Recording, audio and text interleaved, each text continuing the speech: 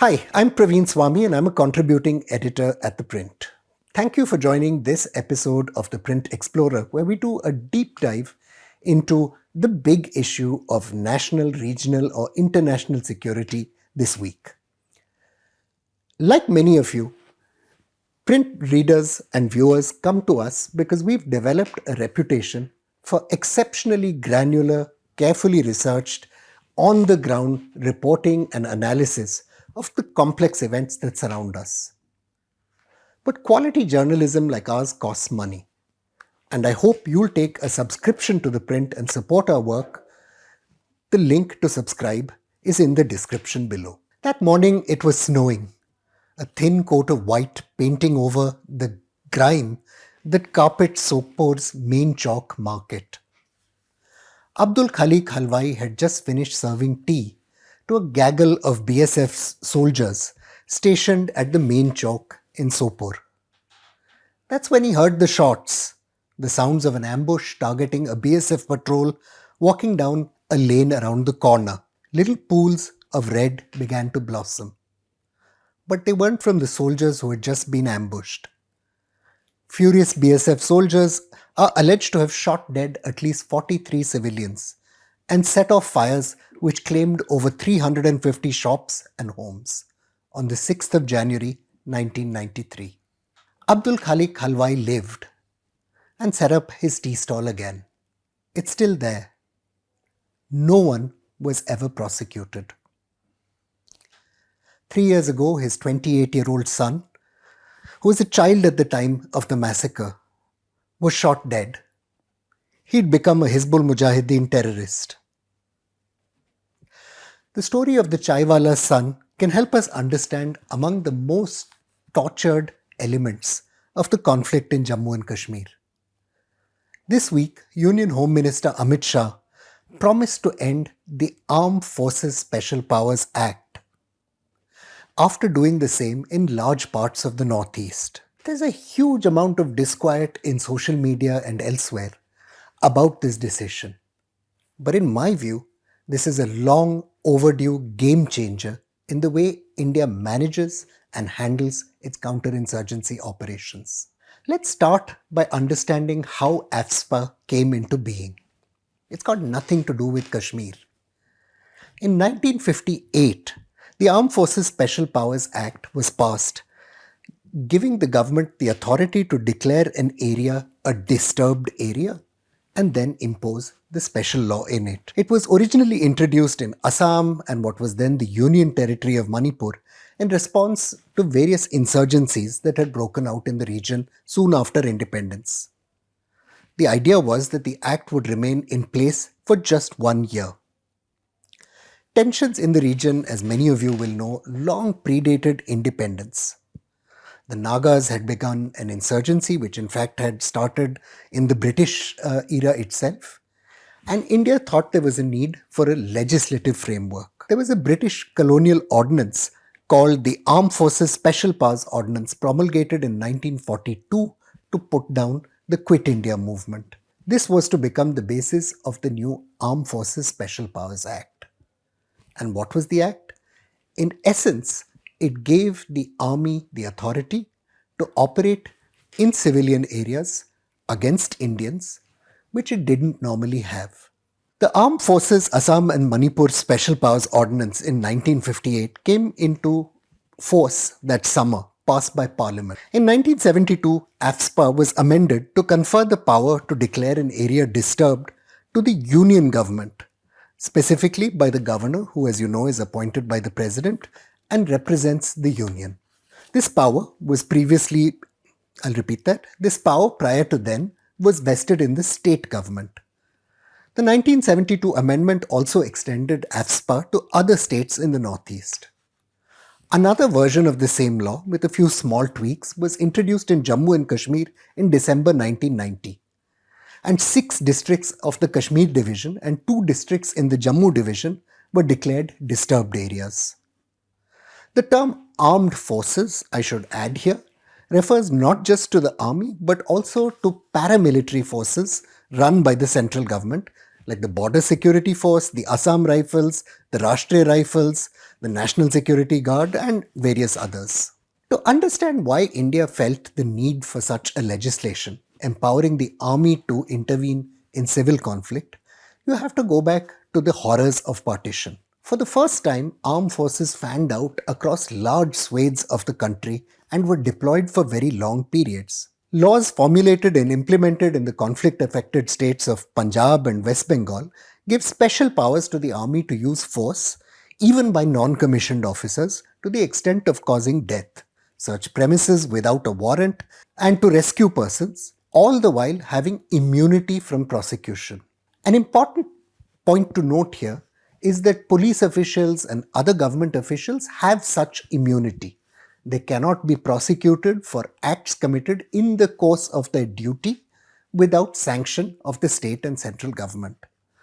The army said that if it operated in similar circumstances, it needed the same protections and powers, which is what AFSPA in essence gave it. A similar law was implemented in Nagaland after 1947 in the wake of the demand for independence by a section of Nagas. Even before the 1958 Armed Forces Special Powers Act was implemented, there was an Assam Disturbed Areas Act, which was passed in 1955, that was used against the Naga insurgency, against the undivided state of Assam, which of course then became all divided into all the states we today call the Northeast. When the act was being discussed in 1957, there were lots of criticisms in Parliament by political representatives of the people of the regions in which it was going to be applied. The criticism is best exemplified by a member of Parliament from the Inner Manipur parliamentary constituency, Lashiram Achau Singh. He said, and I quote, "This is a lawless law. There are various provisions in the Indian Penal Code and the Criminal Procedure Code, and they can easily deal with the law and order situation in these parts." Well, there were indeed these provisions. As I said, the Armed Forces Special Powers Act basically took elements of the criminal law and the impunity or immunities granted to government servants and applied them to the army as well. But the Indian government understood quite correctly that local police forces simply couldn't deal with the insurgencies they were facing. British colonial authorities had ruled the country very lightly. There wasn't a well-developed police force, and there was simply no institution other than the army that could deal with the multiple insurgencies that were breaking out in India after independence, from the northeast but also in Telangana, as well as the crisis that had happened with communal tensions after partition. In spite of all the criticism, the act was eventually passed. Over the years, a number of committees and bodies have reviewed this legislation because of criticism that it lets the armed forces basically get away with murder. In 2005, the Justice B.P. Jeevan Reddy Committee recommended that, and I quote, "AFSPA is too sketchy, too bald, and quite inadequate in several particular aspects, and therefore it should be repealed or amended at the least." Justice Reddy recommended to the Government of India that AFSPA should be replaced with an act which is on par with criminal laws or the procedural laws. Also, at the time, certain organizations, advocacy groups, and concerned states demanded the repeal of AFSPA altogether and a new framework to deal with it. Several governments did, in fact, at various times promise to amend or repeal AFSPA. Various courts and committees backed that demand, but absolutely nothing happened. The Law Commission, for its part, said that India no longer requires such a law. It said that India has a robust criminal procedure, a penal code that governs the gamut of crime and punishment. There are provisions in the Constitution regarding how and when emergencies should be declared and the various situations under which the army can be deputed and given extraordinary powers. But they felt that nothing was needed, giving the army such sweeping powers short of an emergency. Article 356 of the Indian Constitution is an example of the emergency provisions under the Indian Constitution, which provides for guidelines under which emergency rule should be imposed in a state. The situation in Jammu and Kashmir and the Northeast, of course, has been getting better for a long time. If you look at data from the South Asia Terrorism Portal, which monitors Indian conflicts very, very closely, you'll see that levels of violence, whether it's in Kashmir, whether it's in the northeast, or whether it's anywhere else in the country, like the Maoist hit areas, has been dropping off steadily since the early 2000s. So, was it really necessary to have such a law? Even in Kashmir, after 2010, there was improvement and normalcy seemed to be returning to the state with tourism and resumption of business activities. Educational institutions were running normally, and the Northeast saw similar progress. But that's not quite how the army saw it. For the army, AFSPA was the keystone of security management in terrorism hit states. There was just no way it could be allowed to go. In November 1998, Lieutenant General Vijay Oberoi, who was then the head of the Army Training Command in Shimla, presented a 37-page concept paper called Management of Internal Conflict to the then Defense Minister George Fernandes. This was in the first National Democratic Alliance government. The paper outlined existing and emerging threats in various parts of the country, including Jammu and Kashmir, and argued that the army had been forced to plough, and I quote, a lone furrow in these regions. That is, it had been dumped alone by the rest of government to sort out a mess that was not its making. Among the most important elements of General Oberoi's paper was that the army needed special legal protections and powers in the areas where it operated. At the time the paper was written, the army did not enjoy special powers, these AFSPA powers, in several terrorist hit areas, notably parts of Jammu. Remember, only 2 of Jammu region's districts were initially declared disturbed. The paper argued that it was imperative to use special legislation, and I quote again, from the point of view as morale as well as operational efficiency to protect the rights of soldiers. The imposition of AFSPA and the Disturbed Areas Act, wherever the army was deployed in internal security situations, the paper argued, should be axiomatic. General Oberoi's word, not mine. Significantly, however, the use of the Disturbed Areas Act and the Armed Forces Special Powers Act was seen as just part of a larger system of military control that was needed in terrorism hit areas. A coordination apparatus must exist in states down to the district and even tehsil level, the concept paper asserted in its 8th recommendation. The structure should provide for joint planning, decision-making, directions, coordination and control. For the committee to function effectively, and I am continuing to quote, there is a need for co-location of headquarters. It also wanted the establishment of joint control rooms, direct communication and liaison, and ensuring that the administrative boundaries of the civil administration, the police, and the military merge as the last resorts. To some, quite rightly in Delhi, this sounded like a prescription for de facto military rule in insurgency hit areas, and there was a lot of concern over the claims that were being made by the Army Training Command and General Oberoi. In the wake of the Kargil War, Lieutenant General Avtar Singh Gill, the Director General of the Rashtriya Rifles, the Army's counter-insurgency formation in Kashmir, made abortive attempts to bring the Border Security Force and other central organizations under the control of the army. General Gill's ideas were shot down by the Ministry of Home Affairs because of some dogged trench warfare by the then Director General of the Border Security Force, Ian Ram Mohan, one of India's best-known experts of that generation on counterinsurgency and a police officer who'd served in virtually every corner of the country. Despite this bureaucratic defeat, though, the army kept up its offensive. Shortly after Chief Minister Mufti Muhammad Saeed took charge as Jammu and Kashmir's Chief Minister in 2002, Northern Army Commander R.K. Nanavati again called for all central forces to be placed, quote, at the disposal of the Northern Command. General Nanavati's controversial proposal also called for the co-location of civil and military officers, as well as for the army to be given control of development work in some areas. Now, India, unlike Pakistan, has prided itself on being a civilian-ruled political system. This sounded that in areas where chaos had erupted, we would become dangerously close to Pakistan. So it's worth, I think, thinking a little bit about what AFSPA actually allows and doesn't allow, because there's a large amount of confusion and myth-making. No, AFSPA doesn't mean armed forces officers can murder anyone they like or lock them up in secret jails, but it does give some pretty extraordinary powers.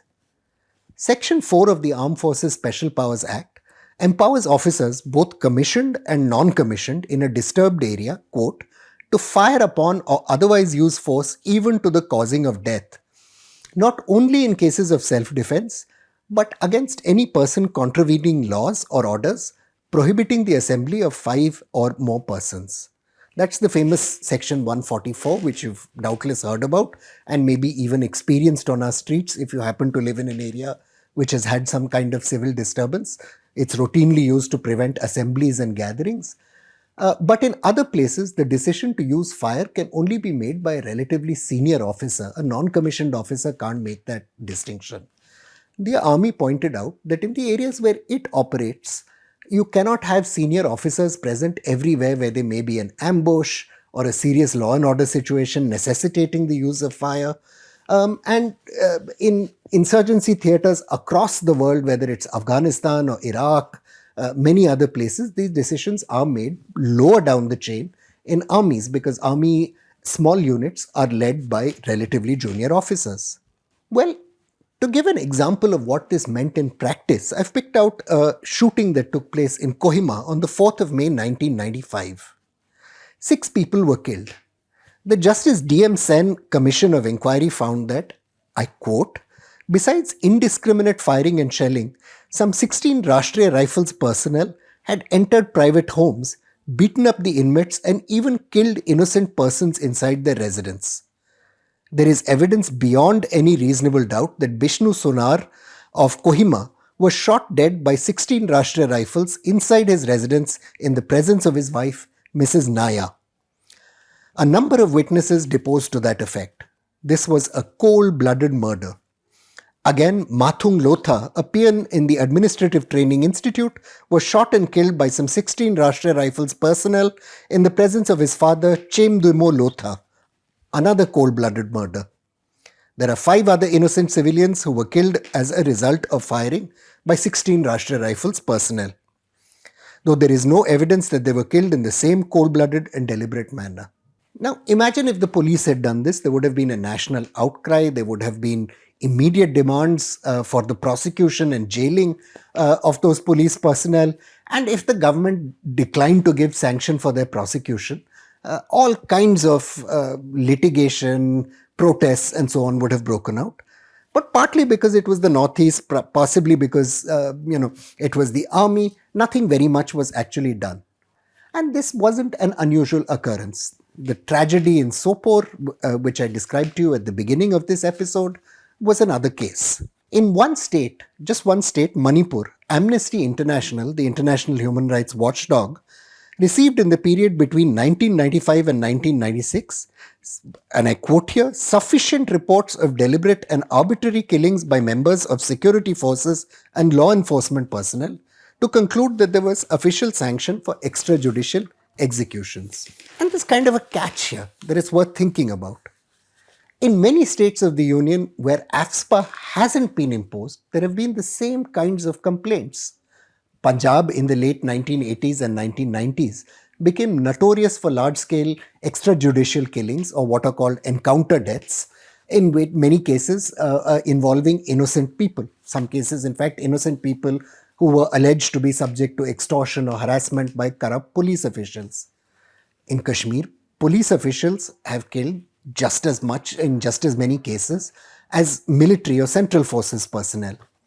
So, does the act itself make soldiers act with greater impunity to exercise force oblivious of the consequences? Or is it that impunity extends to various forces and is unconnected with the act?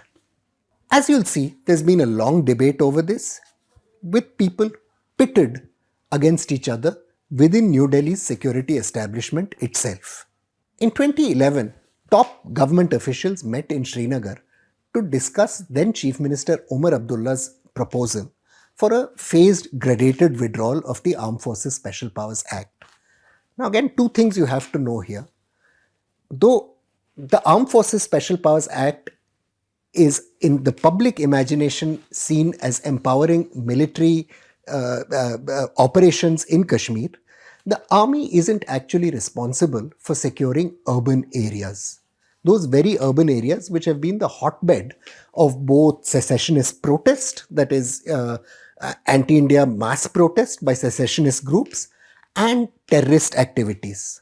Omar Abdullah argued that in some parts of the state, ASPA could be lifted, perhaps only in those urban areas since the army wasn't operating there at all. Perhaps in some areas like Ganderbal or other parts of the state which were relatively quiet. The army responded at the time that, look, it's got its convoys going everywhere, troops going everywhere. What if somebody tries to attack those convoys? Could the army not fire without permission? To which the response was, well, we can work out some kind of way that certain areas have the act lifted, but those areas which the army needs to pass through could continue to have the presence of the act. At that time, the army's top commander in Jammu Kashmir said that the country would be compelled to grant the state independence by 2016 if the Armed Forces Special Powers Act lifting proposal went ahead. The assertion was made by Lieutenant General Syed Ata Hasnain, who was then commander of the Srinagar-based 15 Corps. General Hasnain's presentation, sources have told me, included a slide which asserted while the state's people were seeking bijli, sadak, pani, that's electricity, roads, water, calls for lifting ASPA were coming from four categories of individuals: Pakistan, the Inter-Service Intelligence Directorate, terrorists, and secessionists. Chief Minister Omar Abdullah, who was in the meeting, got terribly upset and asked General Hasnain to leave a copy of the presentation there because he wanted to see, and I quote, where he fit in. That is, Mr. Abdullah felt he was neither a Pakistani nor pro-ISI nor a terrorist nor a secessionist, but like many mainstream politicians in Kashmir, he wanted the act lifted.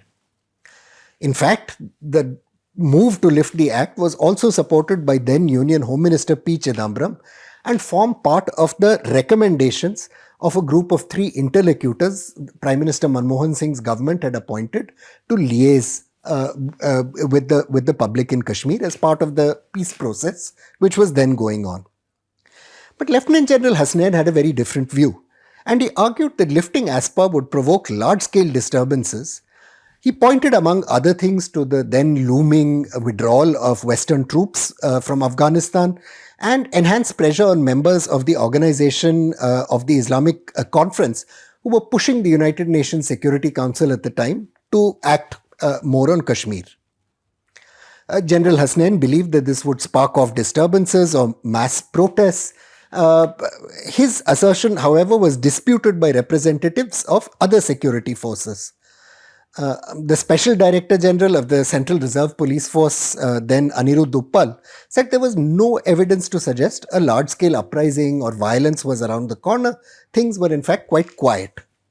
Inspector General of Police in charge of the region, then Shiv Murari Sahai, said recent events showed that future threats would come not from large-scale insurgency, that is the kind of insurgency seen in the early 90s, but from the influence of Islamist radicalism among groups of alienated young people, that he thought that the challenge would be either sporadic terrorism or public street protests, neither of which was dealt with by the army. Mr. Sahai noted that a core group had been set up to discuss AFSPA-related matters, made up of the commanders of the 15th Corps, the Nagrota-based 16th Corps, the Intelligence Bureau and the Director General of Police. But it had yet to come to any agreement. The meeting showed the deep divisions and fault lines which was there. Mr. Abdullah for a while threatened to take unilateral action, and then nothing came. The phased rollback plan, which hoped to, as I said, use different parts of Srinagar and the district of Budgam, where the army was not there for several years as kind of test beds for lifting ASPA, went nowhere. Even though Mr. Chidambaram kept supporting the demands for phase lifting for ASPA, the Intelligence Bureau didn't take an opinion. New Delhi-based military officers in turn continued to push, saying if we don't have ASPA, we cannot operate. So what happened? Well, 2018 happened. If you'll remember, the sort of social media jihadi icon poster boy Burhan Wani was killed.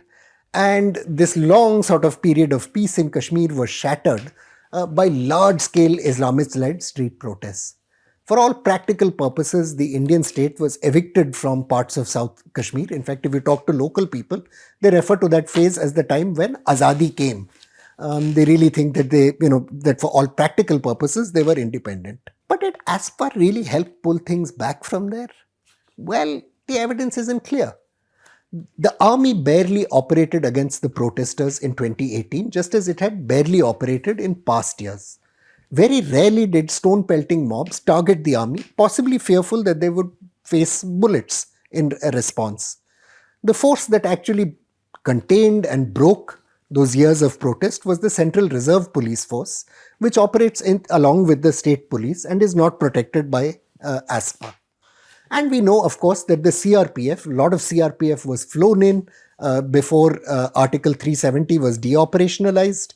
And we know that the CRPF was again instrumental in keeping the peace. But again, from the army's point of view, the argument in favor of AFSPA seems self-evident. Its very presence in an area, after all, surely means that normal laws and the civilian administration have failed to handle the situation.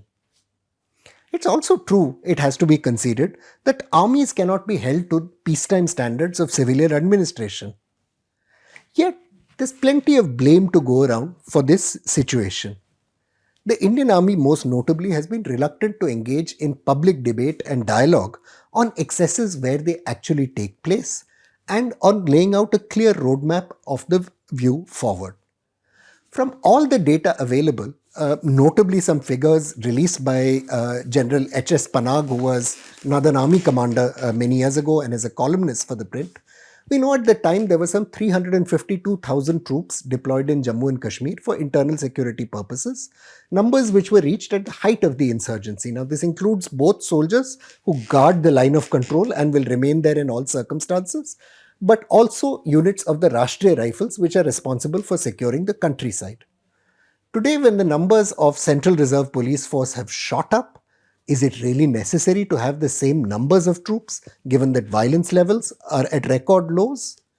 Is it really necessary to have the military conducting counter-insurgency operations when India has spent a great deal of money on developing the CRPF to play that role? The Union Home Minister clearly believes the answer is no.